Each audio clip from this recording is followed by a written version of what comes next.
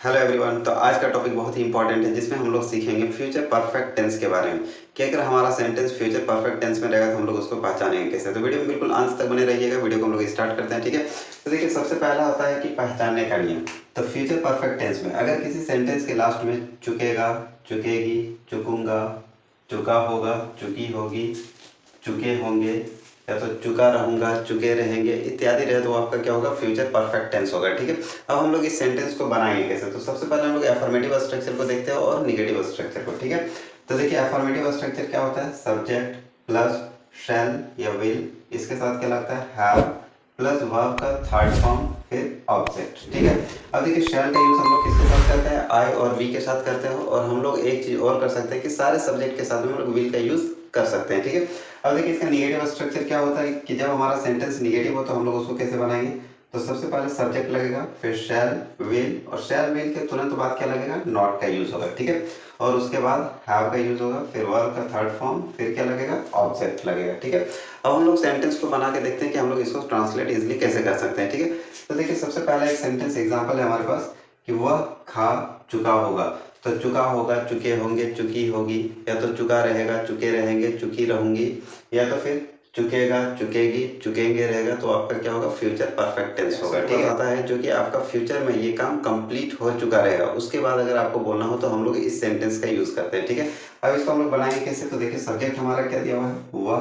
तो सबसे पहले क्या लगेगा, वह का इंग्लिश क्या होगा, ही। उसके बाद से क्या लगेगा, शैल या विल। तो ही के साथ क्या यूज करते हैं हम लोग, विल। फिर क्या लगेगा, हैव।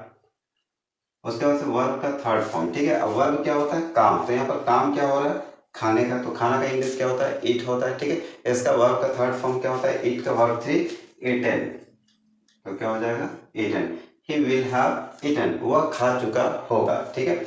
नेक्स्ट एग्जांपल देखिए क्या दिया हुआ है, सीता गाना गा चुकेगी, या तो सीता गाना गा चुकी होगी, ठीक है। अगर इस तरह का सेंटेंस है तो हम लोग कैसे बनाएंगे। तो देखिए, अगला सब्जेक्ट आपका क्या दिया है, सीता। इसके साथ क्या लगेगा, विल हैव, विल हैव। फिर वर्ब का थर्ड फॉर्म। अब यहाँ पर वर्ब आपका क्या है, गाना, ठीक है। तो गाना का इंग्लिश क्या होता है, सिंग। इसका वर्ब का थर्ड फॉर्म क्या होगा, सन। तो सीता विल हैव सन। अब क्या गा चुकेगी, तो गाना। तो इसका क्या होगा, अ सॉन्ग, ठीक है। सीता विल हैव संग अ सॉन्ग, सीता एक गाना गा चुकी होगी, ठीक है। नेक्स्ट एग्जांपल, वह जा चुकेगा, या तो वह जा चुका होगा। तो हम लोग कैसे बनाएंगे, सब्जेक्ट देखिए क्या दिया है, वह। तो वह का इंग्लिश क्या होगा, ही। इसके साथ क्या लगेगा, विल हैव, ठीक है। फिर देखिए, जाना का इंग्लिश क्या होता है, गो। वर्ब का थर्ड फॉर्म क्या हो जाएगा, गो का, gone. He will have gone, वह जा चुकेगा या तो वह जा चुका होगा, ठीक है। नेक्स्ट एग्जांपल क्या दिया है, हम लोग खेल चुके रहेंगे, या तो हम लोग खेल चुके होंगे, ठीक है। तो हम लोग का इंग्लिश क्या होता है, वी, ठीक है। अब वी के साथ आप चाहो तो शैल का भी यूज कर सकते हो, या तो फिर विल का भी यूज कर सकते हैं, ठीक है। तो वी विल हैव, ठीक है। खेलना का इंग्लिश क्या होता है, प्ले। इसका वर्ब का थर्ड फॉर्म क्या हो जाएगा, प्ले।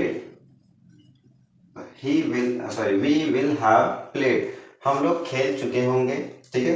नेक्स्ट एग्जांपल, वे लोग आ चुके होंगे, या तो फिर वे लोग आ चुकेंगे, ठीक है। तो इसको हम लोग कैसे बनाएंगे। तो देखिए, वे लोग, इसका इंग्लिश क्या होता है, दे के साथ क्या लगेगा, विल हैव। फिर आना, आना का इंग्लिश क्या होता है, कम। इसका वर्ब का थर्ड फॉर्म क्या होता है, तो कम ही होता है, ठीक है। यानी कि कम, कैम, कम। तो ये आपका क्या होगा, दे विल हैव कम, वे लोग आ चुके होंगे, ठीक है। अब हमारा देखिए ये क्या है, अफर्मेटिव सेंटेंस। हम लोग इसको निगेटिव सेंटेंस में कैसे बना सकते हैं, ठीक है। तो देखिए, निगेटिव सेंटेंस हम लोग इसको कैसे बनाएंगे, जब भी आपका सेंटेंस में नहीं दिया रहेगा, क्या रहेगा, नहीं, तो वो आपका क्या हो जाएगा, निगेटिव सेंटेंस। जैसे वह नहीं खा चुका होगा, तो हम लोग नॉट का यूज कहाँ पे करेंगे। तो देखिए, शैल और विल के तुरंत बाद क्या लगेगा, नॉट। और हैव का यूज कहाँ पे होगा, तो नॉट के बाद होगा, ठीक है। तो वह खा चुका होगा, तो हम लोग इसको कैसे बनाएंगे, वह नहीं खा चुका होगा, he will not have eaten, वह नहीं खा चुका होगा। सीता गाना नहीं गा चुकी होगी, तो सीता विल नॉट हैव संग अ सॉन्ग, वह नहीं जा चुकेगा, he will not have gone, he will not have gone। यानी will के बाद हमको क्या यूज करना है, not का, ठीक है। आई होप कि यहाँ तक समझ में आया होगा। नेक्स्ट एग्जांपल देखिए, हम लोग नहीं खेल चुके रहेंगे, तब क्या होगा, we will not यानी विल के बाद we will not have played, हम लोग नहीं खेल चुके रहेंगे। नेक्स्ट एग्जांपल, वे लोग नहीं आ चुके होंगे, वे लोग नहीं आ चुके होंगे, ठीक है। तब क्या होगा, they will not have come, they will not have come, वे लोग नहीं आ चुके होंगे या तो फिर वे लोग नहीं आ चुके रहेंगे, ठीक है। तो ये था आपका क्या, निगेटिव सेंटेंस। अब देखिए हम लोग यहाँ पर विल के बाद और शेल के बाद हैव जब भी लग जाए, हैव के बाद वर्ब 3, ठीक है। तो यानी कि हैज, हैव, हैड के साथ अगर वर्ब 3 लग जाए तो वो आपका क्या बतलाता है, परफेक्शन को बतलाता है, ठीक है। आई होप कि यहाँ तक समझ में आया होगा। अगर वीडियो समझ में आया तो वीडियो को लाइक कीजिएगा, अपने दोस्तों में शेयर कीजिएगा, और अगर आप चैनल में नए हैं तो चैनल को जरूर सब्सक्राइब कीजिएगा। मिलते हैं नेक्स्ट वीडियो में, तब तक के लिए बाय बाय, जय हिंद, थैंक यू।